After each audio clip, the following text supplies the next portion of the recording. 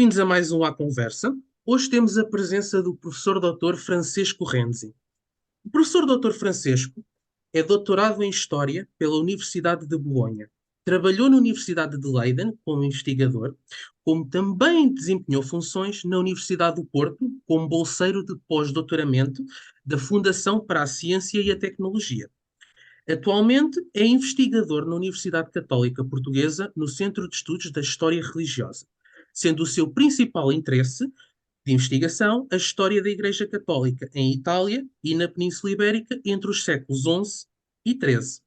Entre as publicações do professor Francesco Renzi estão O Cabido do Papa, Os Cardeais em Roma entre a Alta e Plena Idade Média dos séculos VIII ao XII, publicado em 2021.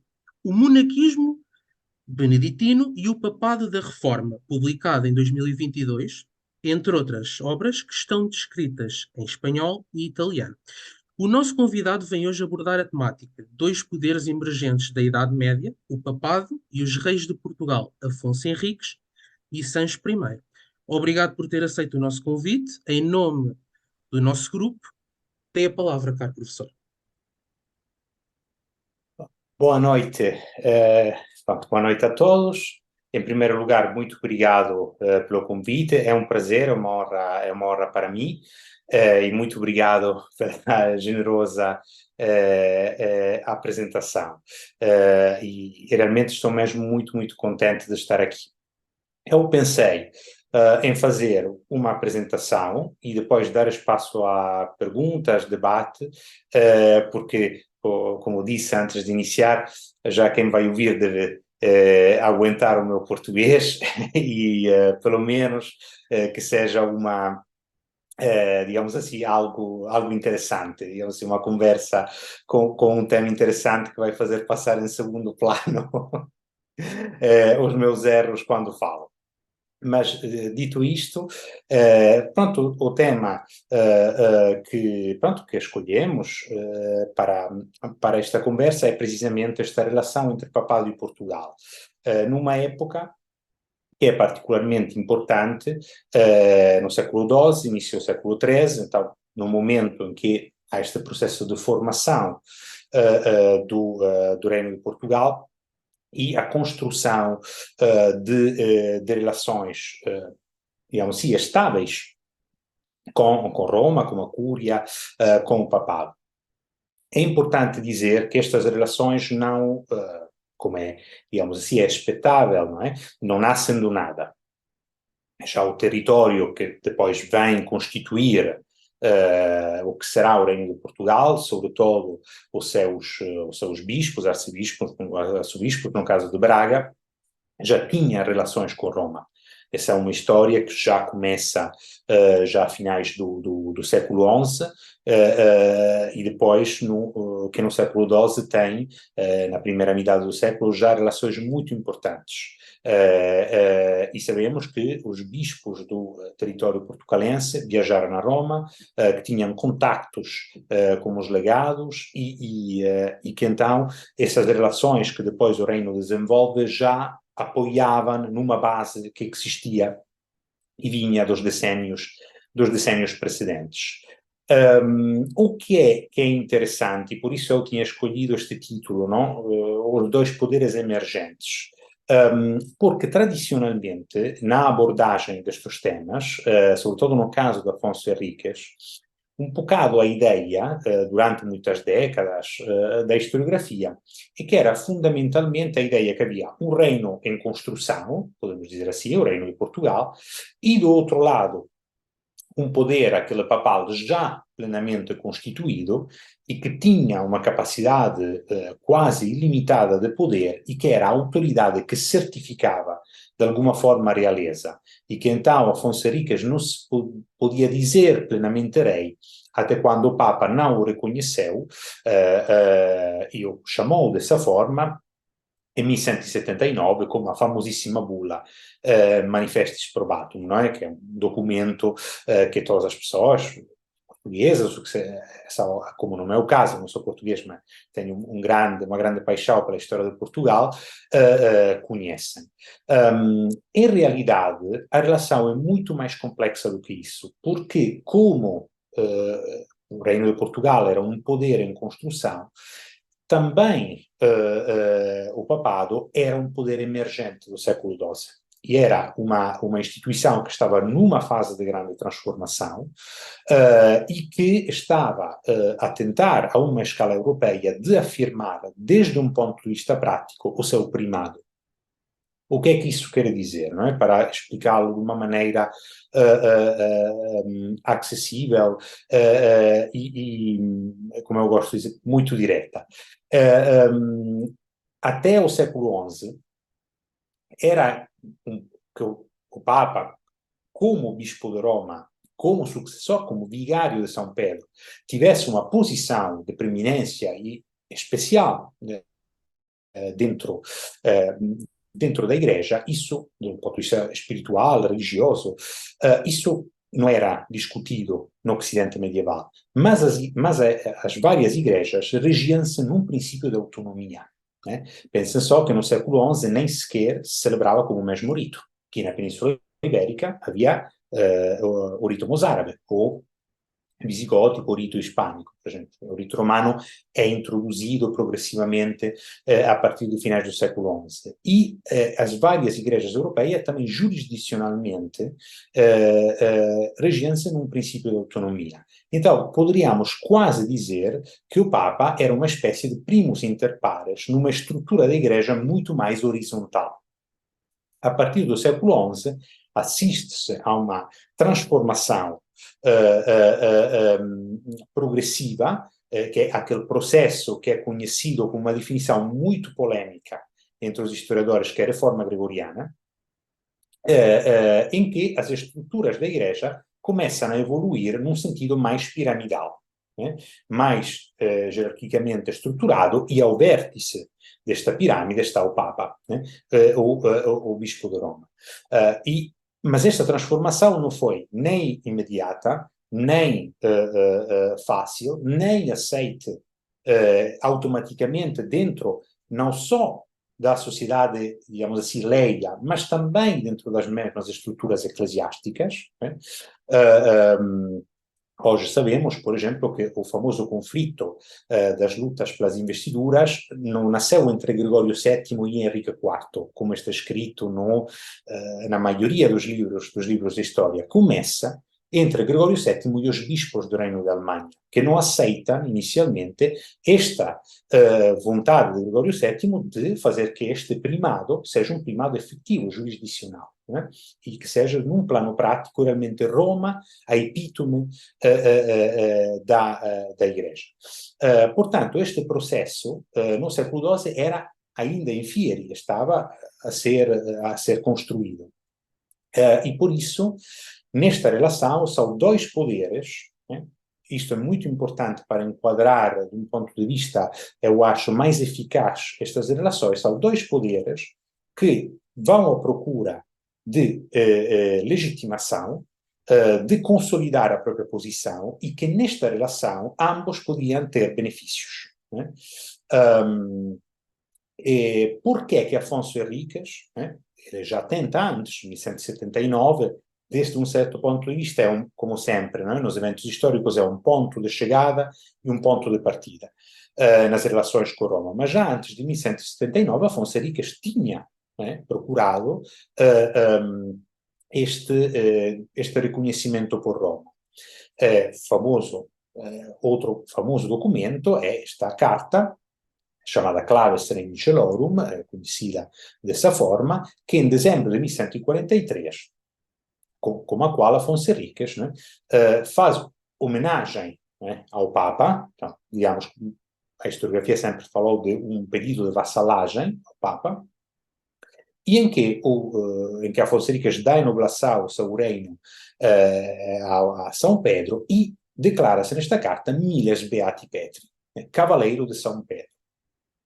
Agora, nós sabemos que este pedido, que esta carta que é enviada a Roma, receberá uma resposta depois vou falar disso, que provavelmente Afonso Henriques podia estar à espera, podia ficar decepcionado, ou se calhar aquilo do Afonso Henriques foi também uma tentativa, não é, de ver como podiam evoluir as relações com Roma.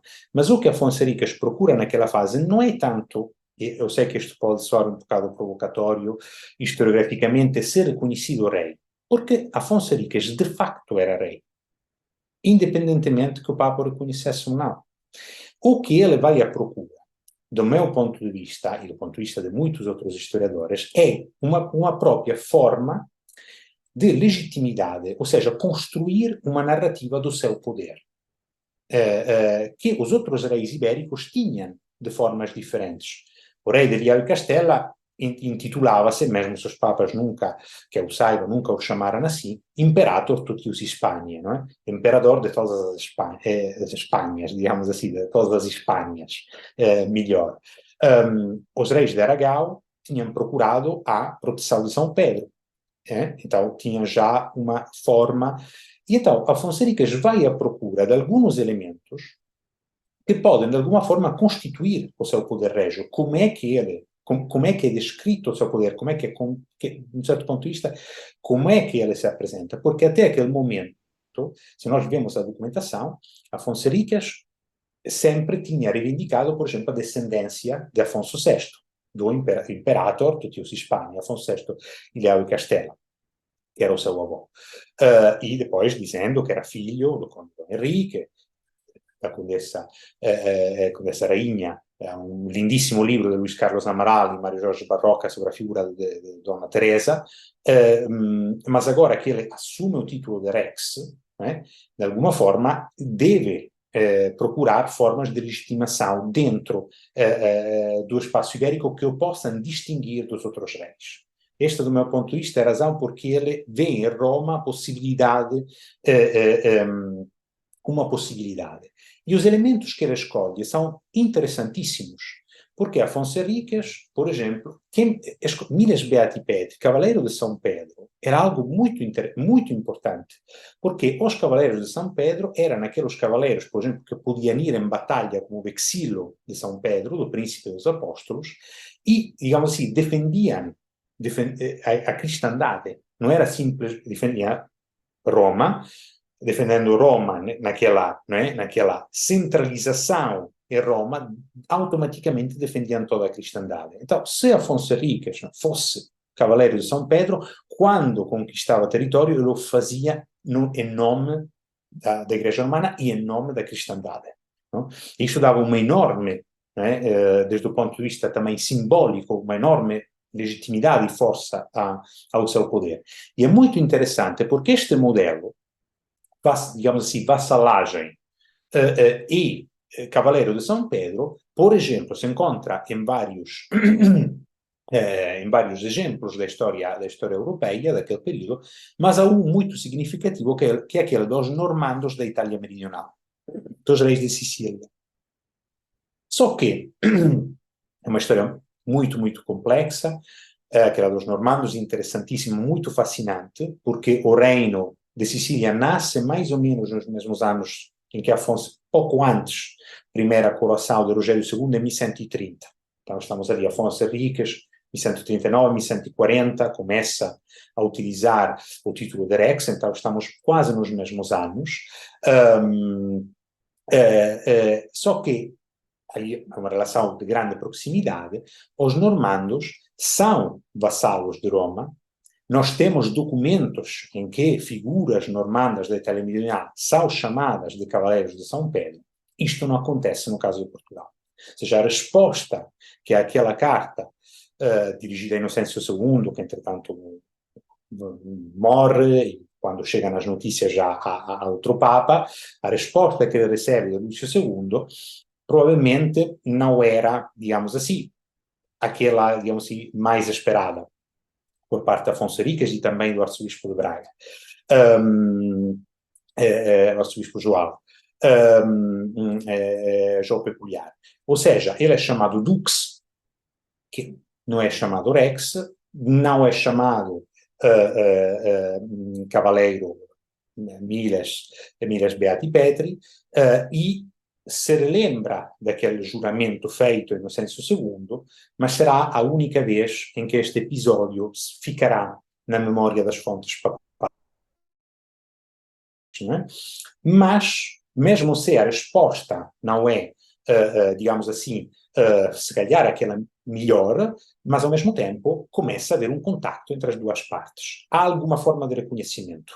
E obviamente o papado deve mediar com os outros reinos. Sabemos que nos anos sucessivos seguintes há questões como o reino de Leão e Castela. O papado sabia que na Península Ibérica já tinha muita experiência desde a segunda metade do século XI, sabia que era uma realidade fragmentada, complexa, com muitos conflitos entre os poderes, mas do ponto de vista, o facto que na documentação papal, durante 35 anos, Afonso Henriques é chamado de Dux, não faz com que Afonso Henriques pare, né, de utilizar o título de rei, né, Rex, na sua documentação. Né? E, entretanto, pode beneficiar destas relações que começam. Como é que o papado enquadra estas relações? Isso é muito interessante. Mais do que de um ponto de vista vassalático, ou seja, de considerar Afonso Henriques como um seu vassalo, a linguagem papal é muito, por certo aspecto, do século XII, é muito ambígua sob este ponto de vista. Ou seja, na documentação papal, mesmo quando aparecem termos que reenviam a, por exemplo, homenagem, feudo, por exemplo, não é dito que depois o papado entendesse exatamente aquelas relações num sentido feudal clássico, né, podemos dizer assim, mas nesse caso, Afonso Henriques, nós não vemos este tipo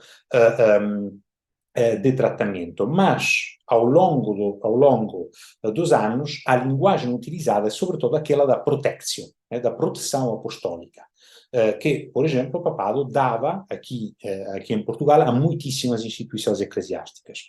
Se uno compara a linguagem destes documentos e também da Manifestis Probatum aos documentos enviados a instituições eclesiásticas importantes portuguesas da época do século XII, vê que há uma semelhança impressionante entre as duas. Né? Mas estas relações continuam e em 1179 chega-se a atenção, àquilo que uma grandíssima historiadora portuguesa, Maria João Branco, chama de reconhecimento de Afonso Henriques. Ou seja, com uma intuição, realmente eu acho que ela enquadrou corretamente estas relações. Em 1179, Alexandre III, o Papa, reconhece um rei que já é de facto rei. O que ele está a fazer não é a nomear, a certificar uma realeza, mas a reconhecer um facto. Afonso Henriques é rei e tem o reino. Né? E atenção, o Papa, naquele momento, por isso dizia antes, vinha de uma crise fortíssima. Pensem só que Alexandre III era há pouco tempo, em 1179, que tinha voltado em Roma após 10 anos de exílio. E tinha conseguido entrar em Roma só graças às armas imperiais. Né? Porque depois ele soube aproveitar diplomaticamente uma série de eventos de derrotas imperiais no norte de Itália para ter boas relações com o imperador que podia precisar do apoio do Papa, a famosa Batalha de Legnano, em 1176, em que as cidades no norte da Itália, os comuni, derrotam as forças imperiais de Frederico I. Imaginem que no século XII, para os papas, já era difícil poder ficar em Roma. Era dificílimo.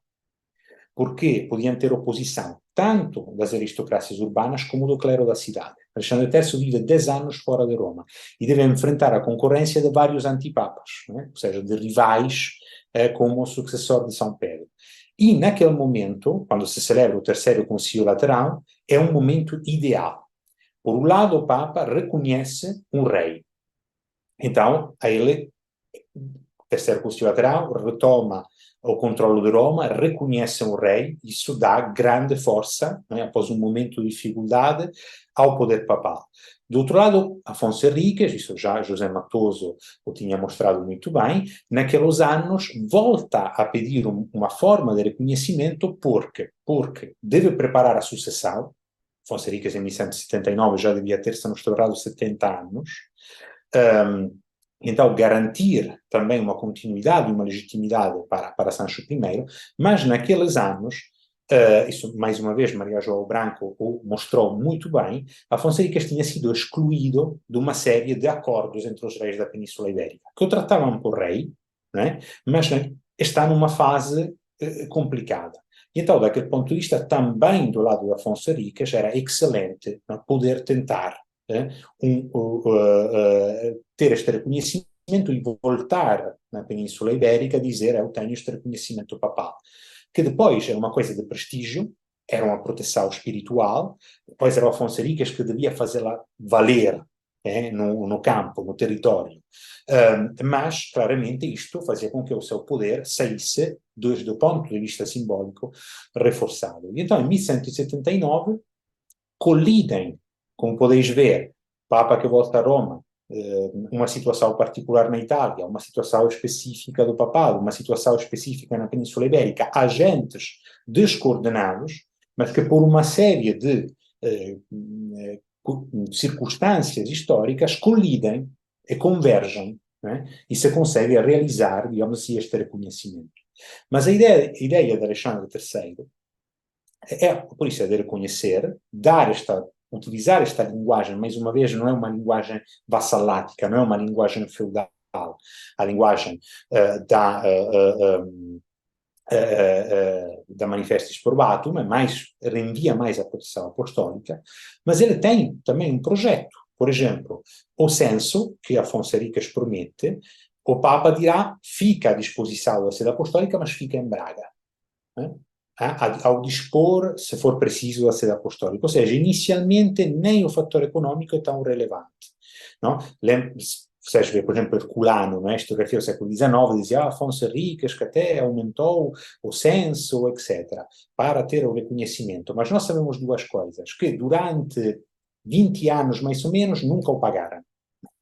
O papado não recebeu nada.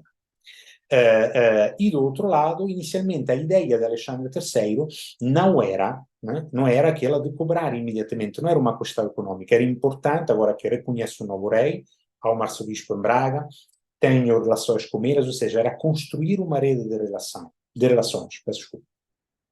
Ora, o que é interessante? É que a Manifestis Probatum, apesar do texto ser igual, será interpretada nos decênios seguintes, em particular com Sancho I, mas vai acontecer o mesmo com Sancho II. Isto que é muito interessante,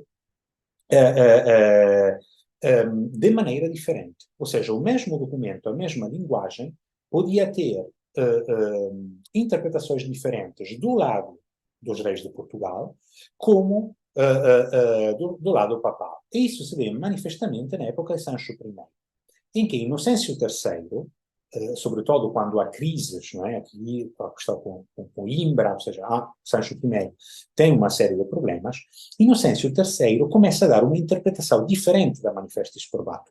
Ou seja, enquanto para Alexandre III era um reconhecimento de um facto, Inocêncio III começará a dizer que não, a Manifestis Probatum tem um valor fundativo.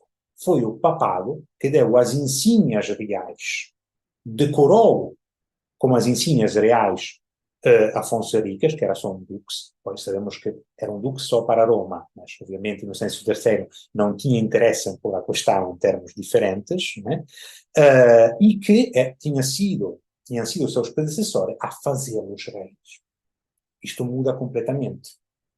Muda completamente o significado daquele documento. Você passa do reconhecimento onde dois poderes se encontram, numa relação de legitimidade, ao papado enquadrá-la de uma forma muito mais forte, muito mais, como se diz em castelhano, muito mais contundente, do seu lado. Foram os papas que fizeram dos reis de Portugal o que são. E para mim, aqui havia digamos assim, um significado implícito nessa afirmação, que se Sancho não respeitava a autoridade eclesiástica, são os anos do conflito de Coimbra, o Papa tinha concedido aquele título. O que queria dizer que a legitimidade da realeza era depositada em Roma. E Roma podia até tirá-la, ou seja, as implicações eram muito fortes.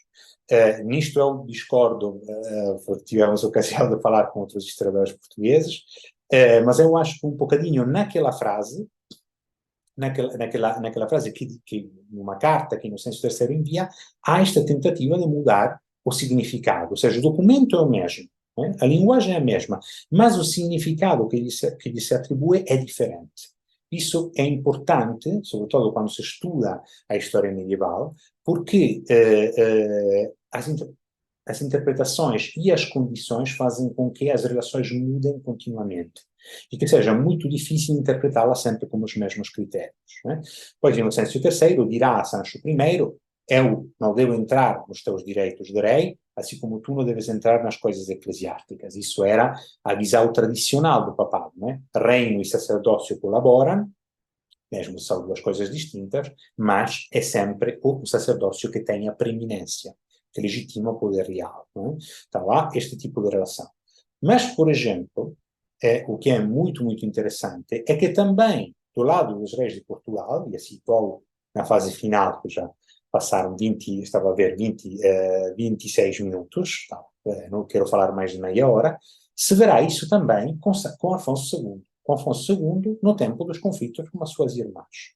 Se verá também que ele e os seus juristas, Mestre Silvestre, começam a utilizar a Manifestis Probatum, a interpretá-la, a dar interpretação daquilo para justificar situações de facto específicas, não é? Naquele determinado conflito, não é? Entre o rei e as suas irmãs, que tinha questões muito específicas, em que o papado também terá, naquele caso, um comportamento muito prudente. E por isso vemos que o mesmo documento, em base à perspectiva, né, de quem o utiliza, podia assumir significados diferentes. E por isso é muito importante estudar também na Idade Média e também nessas questões a comunicação. Né? Isto é fundamental. Sobretudo porque, quando se trata das relações com o papado, isto é o último ponto que queria deixar. Durante muitas décadas, os historiadores tiveram a tendência a ler a linguagem papal de forma literal. Né? Ou seja, o Papa afirmava uma coisa, etc., e automaticamente aquela tornava-se realidade. As coisas eram bem diferentes.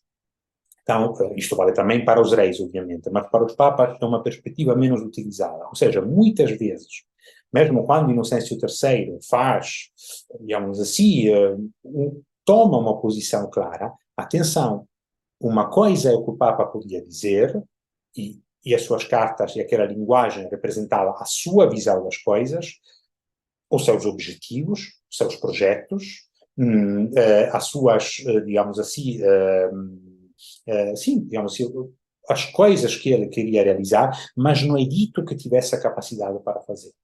Né? Temos sempre que distinguir, quando lemos esses documentos, digamos assim, do lado a linguagem que se utiliza e se esta linguagem correspondia a uma efetiva capacidade operativa. Isto também é uma das razões porque, por exemplo, Afonso Henriques recorre à legitimidade papal. É uma legitimidade prestigiosíssima, mas o papado tinha pouca capacidade de intervenção. Não podia, dificilmente podia mandar um exército para invadir Portugal se as coisas tivessem corrido mal.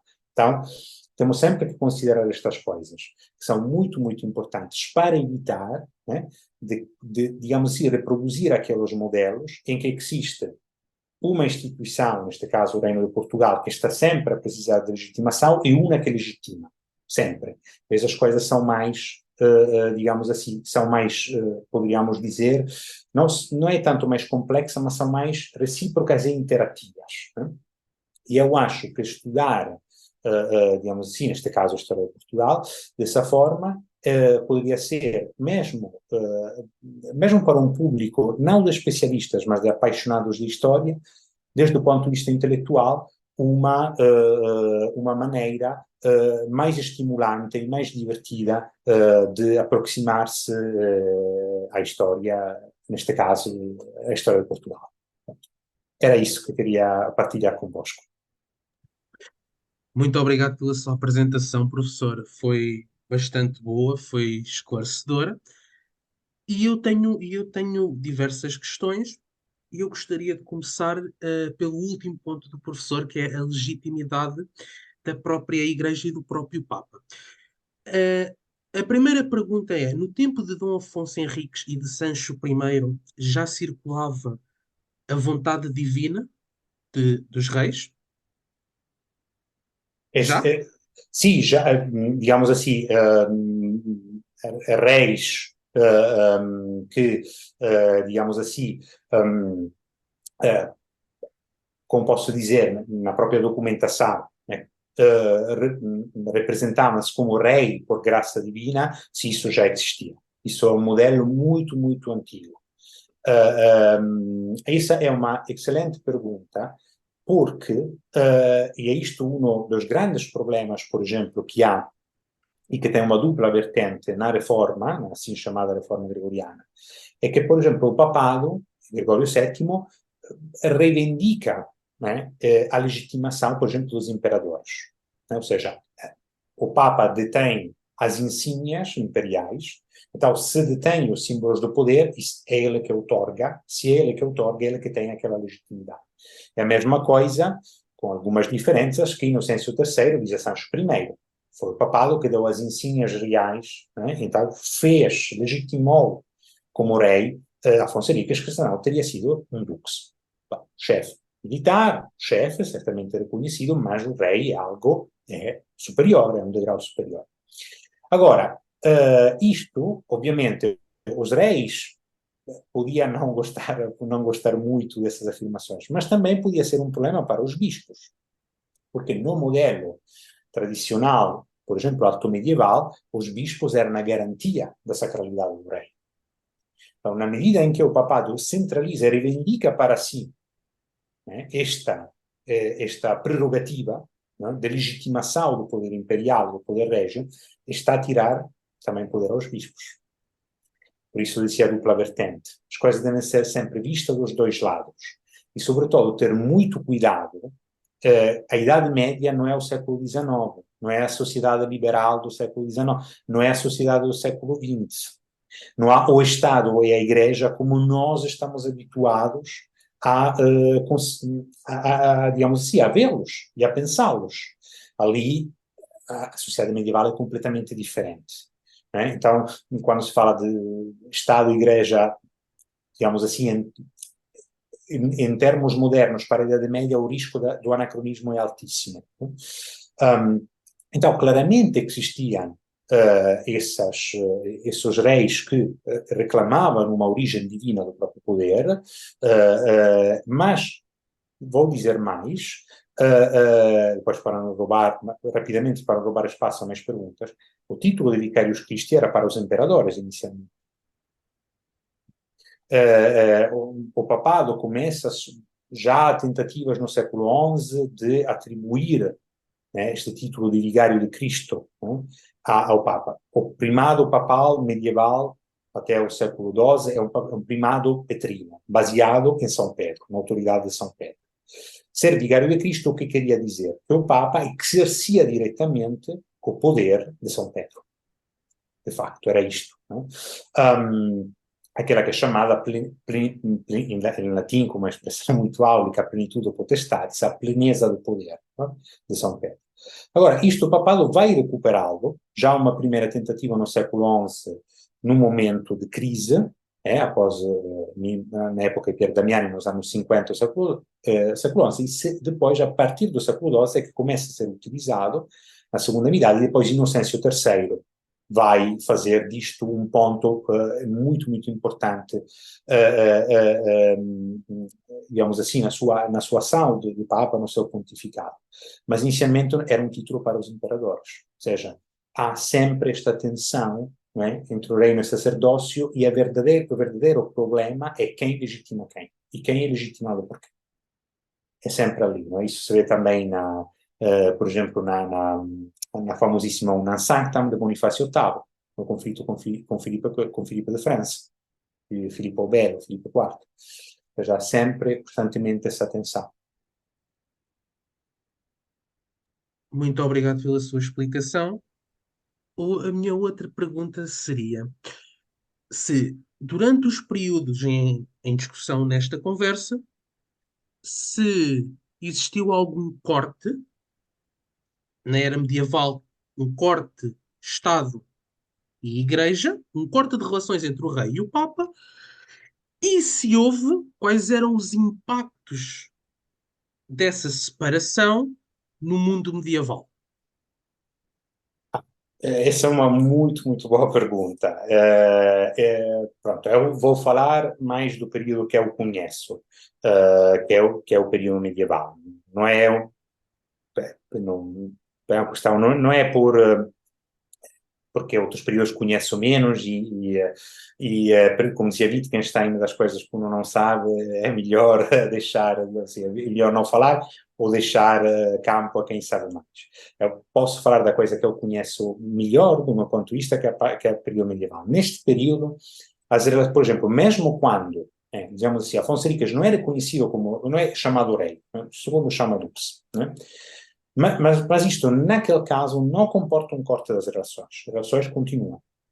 Os legados viajam na Península Ibérica, os bispos viajam, os bispos aqui, por exemplo, do Reino de Portugal, viajam a Roma. São legados papais eles também, por exemplo, Braga, Porto, Coimbra, depois Lisboa, a sede restaurada em 1147, após conquista de Afonso Henriques, ou seja, o facto que naquele momento, digamos assim, o Afonso Henriques não tenha, como dizíamos antes, uma resposta, se calhar, que era aquela que ele esperava, ou, digamos assim, que era mais auspicada do seu ponto de vista, isso não comportou um corte.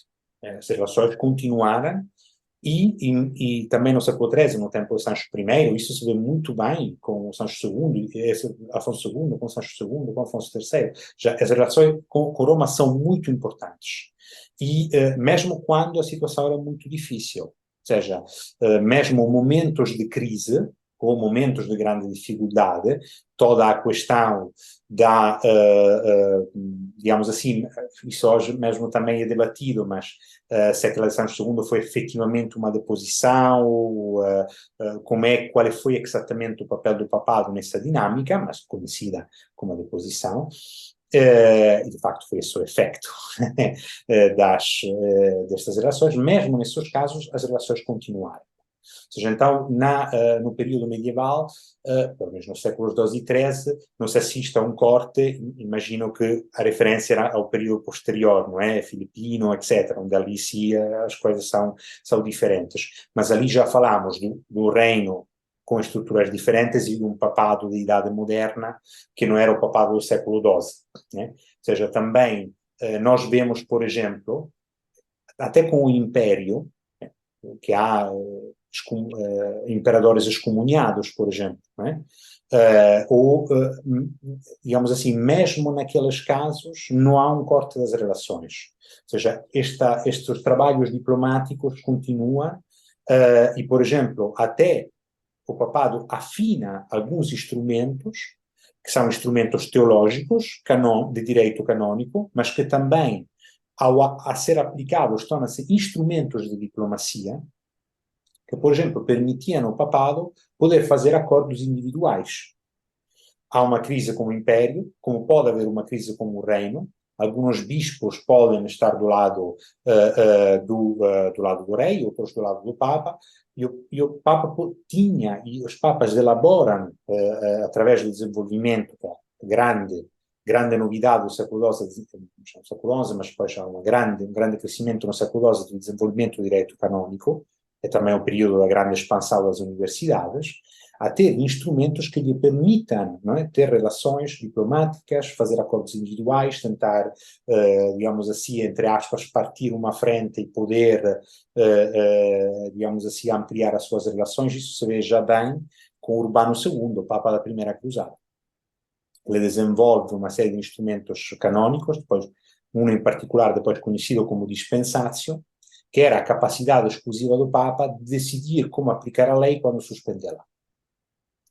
Então, isto lhe podia permitir, em certos casos, por exemplo, de decidir: eu vou tirar a excomunhão a este bispo e faço um acordo com ele e posso mantê-la para o outro. Ou seja, ao ato prático revelavam-se também instrumentos de política, mesmo se a raiz era mais de tipo teológico, eclesiológico, mas depois a ata prática, com isso também se faziam, se construíam relações de género.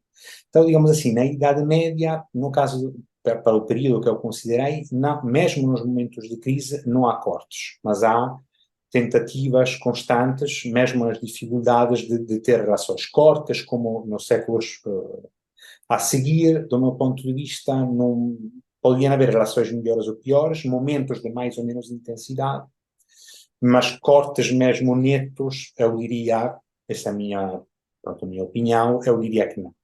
Neste caso, não. Muito obrigado por mais uma resposta, professor. O professor referiu bulas. O Papa passou várias bulas e as bulas tinham diferentes conteúdos, diferentes contextos. A minha questão é a seguinte: tendo em conta que os reis da Europa eram todos vassalos do Papa, ou quase todos deveriam ser vassalos do Papa, no contexto português, quando Portugal começa a invadir a América do Norte, portanto isso, a África do Norte, a bula que o Papa passa no contexto de Guerra Santa é um documento de validação para quem exatamente? Pronto, posso dizer isso. Digamos assim, em realidade, os reis vassalos do Papa eram pouquíssimos. Posso dizer isso. Os reis que eram o melhor, podemos dizer assim, muitos, como justamente estava na pergunta, muitos queriam ser, mas poucos eram tratados, em poucas vezes os papas enquadram, de um ponto de vista vassalático, a questão. Até podiam, às vezes, fazer assim, às vezes não. Por exemplo, o meu colega italiano, também que trabalha em Portugal, que se chama, que é o doutor Enrico Veneziani, ele mostrou, por exemplo, num trabalho que acho que já foi publicado, se não estou errado, mas está quase para sair, espero não fazer demasiado spoiler, mas, por exemplo, ele mostrou que, por exemplo, os reis de Aragão são quase sempre tratados em formas de proteção apostólica, mas depois, no século XIII, a um dado momento, aparece a palavra vassalo nos documentos papais. Então, pelo que eu percebi da sua investigação, se eu ouvir conferências, etc., aquilo foi um caso um bocado único. Né? Foi uma tentativa que depois abandonou-se. Então, como dizia antes, as relações não eram estáveis, podiam mudar. Por isso, e acho, na pergunta, é importante sempre meter, como fez, justamente, é sempre meter o período. Porque como é que se entende a Guerra Santa no século XV não é como se entende no século XI, ou no século XIII, por exemplo. Agora, de novo, eu sinto desiludir na pergunta. Eu não sou um especialista do século XV, o que posso dizer é isto. A questão da Guerra Santa, isto é um caso muito interessante. Digamos assim, digamos assim, de novo, é óbvio que aquele é o projeto que os reis têm, obviamente, e que, digamos assim, uma bula que equipara uma expedição. O que é que se entende por Guerra Santa? É uma guerra, assim, na definição pleno-medieval, não é? Aquela que se dá tradicionalmente, uma guerra que é, diríamos, a expressão da vontade de Deus, né? E que é combatida contra inimigos da cristandade e de que depende a sobrevivência da cristandade. Né? E que, por exemplo, os papas, no caso da cruzada, que é, digamos assim, que tem elementos de Guerra Santa, a cruzada é uma coisa mais complexa, mas entre os vários elementos que a compõem, há também este elemento de Guerra Santa, digamos assim, os papas reivindicaram, no caso da cruzada, um monopólio. E porquê? Porque se a Guerra Santa é a expressão da vontade de Deus, eu sou o vigário de Cristo, eu sou o único e indiscutível intérprete da sua vontade. Então, sou eu, por exemplo, não é não, seja o Papa falando, diria, sou eu posso convocar uma cruzada. E havia sempre, mesmo no século XIV, mesmo se muitas vezes as expedições, claramente, o Papa nem sempre podia ter grande controle. Pensem só na Quarta Cruzada, não é?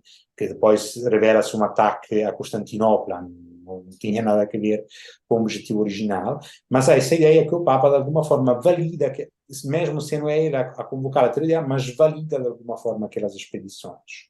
Não é? Então, digamos assim, dentro de uma lógica daquela, ter esta bula e esta aprovação papal e ver aquilo como uma guerra santa dava legitimidade àquela ação e era um bocadinho o que dizia antes do Miras Beati Petri, o Cavaleiro de São Pedro, ou seja, estar a fazer, a representar, não é, aquelas conquistas como um avanço um avanço ou uma defesa da cristandade. Isso dava legitimação à ação do rei e também tornava mais difícil tirar-lhe aquilo. Desde o ponto de vista, se o outro rei tivesse tentado tirar aquilo, não estava só a atacar a autoridade do rei, mas indiretamente também aquela pontifícia. Então, o rei podia também invocar, digamos assim, num plano político também essas questões. Não posso, não sendo uma especialista, não posso dizer se já no caso da história portuguesa do século XV houvesse essa dimensão, mas certamente há nos séculos precedentes da Idade Média. Né? E mesmo a Reconquista, né, a assim chamada Reconquista, podríamos dizer, não nasce como Guerra Santa, contrariamente ao que se pensa. A Reconquista nasce como guerra justa, e só a partir do século XI, XII, começa a revestir-se de elementos de sacralidade, que serviam, de alguma forma, para tornar este fenómeno compreensível ao exterior, não é? Fora da Península Ibérica, também na relação com Roma, e também isso se vê muitíssimo na correspondência papal, o papado que diz que lutar contra, neste caso, os muçulmanos na Península Ibérica, mas em geral eram chamados de pagãos, não cristãos, na Península Ibérica tinha os mesmos benefícios espirituais que ir à Terra Santa. Isto era também uma maneira para que quem estava aqui lutasse aqui, e não, digamos assim, obviamente havia um enorme fascínio também espiritual e ideal em Jerusalém, na Terra Santa, etc. Então poder ficar também um fenómeno aqui na Península. Mas inicialmente, até a Reconquista não nasce assim, são características que assume depois dentro de um quadro de legitimação, por um lado da Ação Régia e também de reforço da autoridade papal, que depois, através das bulas, podia de alguma forma dar legitimidade. Muito obrigado pela sua resposta, professor. O professor referiu numa resposta anterior de que muitos queriam ser vassalos do rei, mas poucos conseguiam. Então, neste caso de Guerra Santa e do início das cruzadas, que vai do século XI ao século XIII, como é que funciona a convocação de soldados para a expedição à Guerra Santa? São só vassalos, ou neste caso, o Papa teria de oferecer outras coisas, como indulgências, o que levou mais tarde Martinho Lutero, uma das revoltas de Martinho Lutero, ou se tinham outras coisas para oferecer para além de riquezas? Se prepara, as perguntas são muito boas. Eu espero estar à altura. Esta também é uma pergunta interessantíssima. Tento ser sintético. A cruzada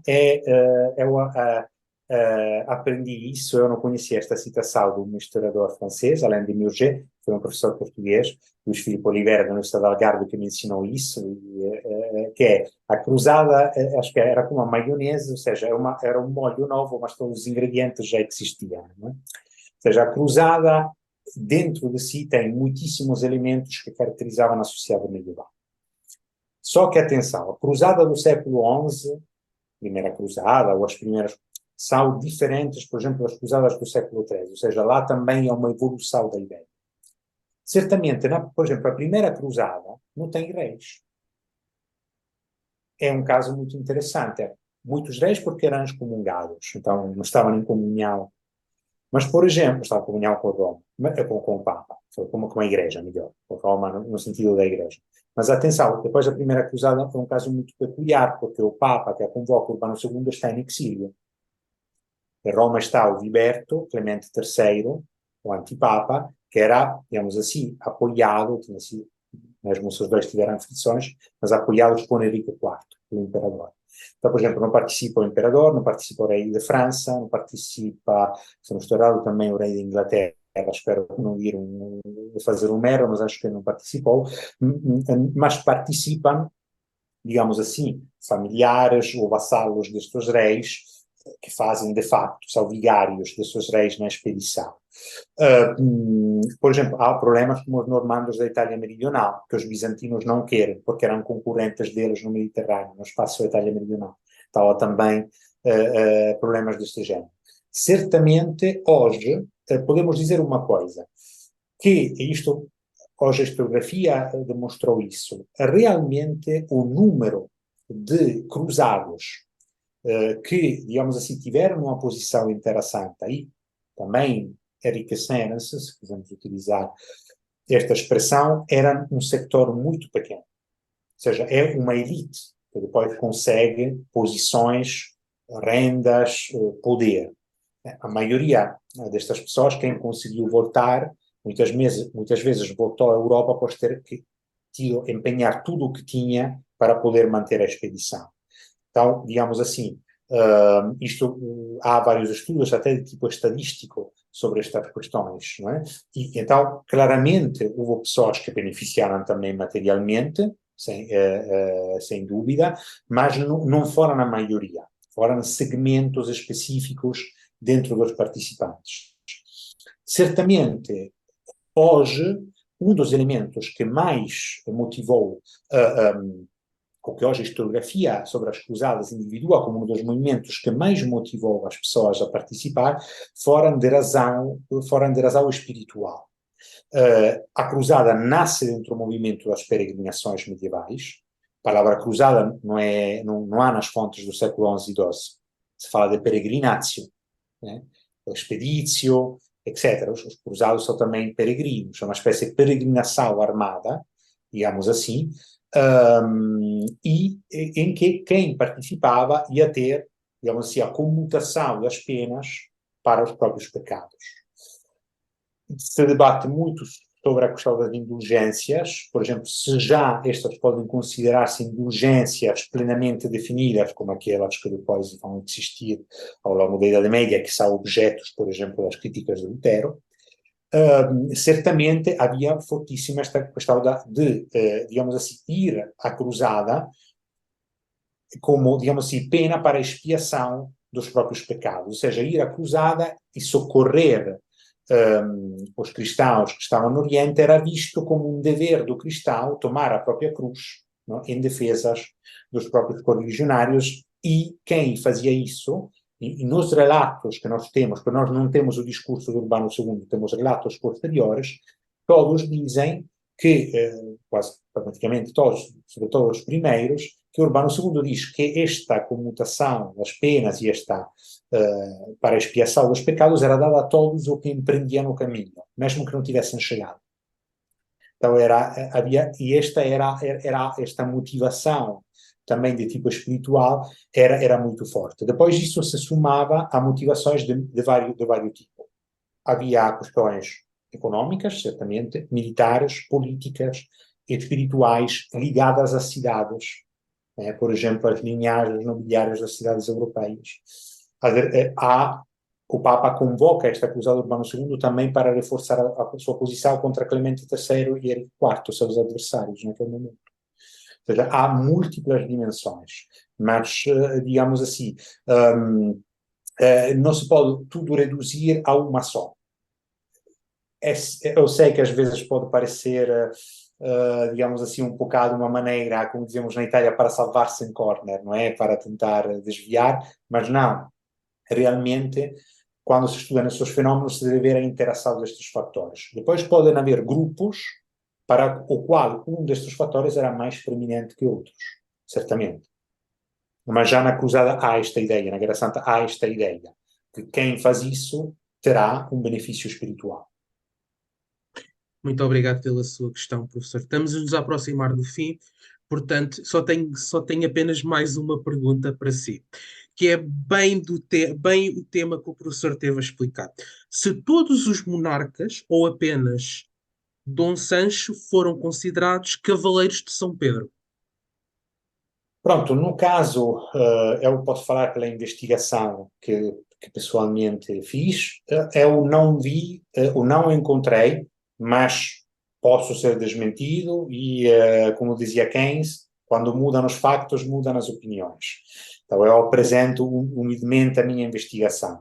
E no meu caso, posso dizer que eu não encontrei digamos assim, documentos papais em que Afonso Henriques e Sancho I são chamados Cavaleiros de São Pedro.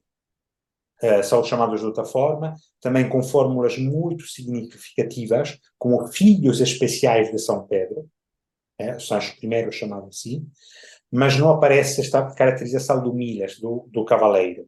Porque, como eu dizia, mais que daquele ponto de vista, a relação enquadrada mais de um ponto de vista de proteção de São Pedro, de relação, não é, espiritual legitimadora entre o reino e o papado.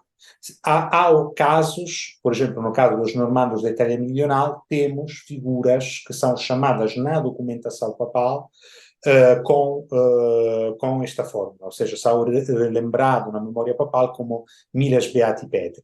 É verdade que no caso dos normandos eles estavam muito perto de Roma e então também a questão da vassalagem tinha características específicas pela proximidade geográfica.